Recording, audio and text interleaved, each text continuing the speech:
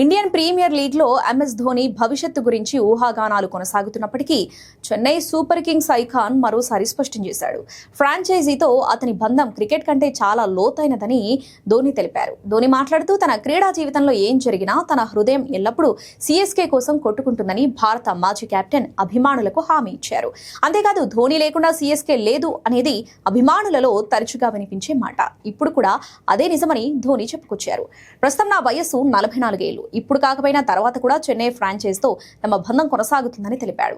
నేను నా రిటైర్మెంట్ నిర్ణయం తీసుకోవడానికి సమయం ఉందని చెబుతున్నాను. కానీ మీరు పసుపు జెర్సీ గురించి అడుగుతూ ఉంటే నేను ఎల్లప్పుడూ ఇదే జెర్సీలో ఉంటాను అని స్పష్టం చేశాడు. నేను ఆడగలనా లేదా అన్నది వేరే విషయం.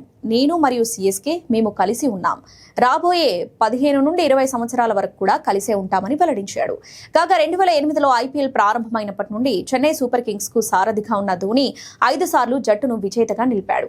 కానీ 2025 సీజన్లో అల్లకల్లోలంగా ఉన్న జట్టుకు మళ్లీ నాయకత్వం వహించాడు. ఇక ఐపీఎల్ 2026లో ధోని మైదానంలోకి వస్తాడో లేదో అధికారికంగా ధృవీకరించినప్పటికీ అతను ఇప్పటికే రుతురాజ్ గైక్వాడ్ కెప్టెన్ గా తిరిగి బాధ్యతలు చేపడతారని తెలిపాడు.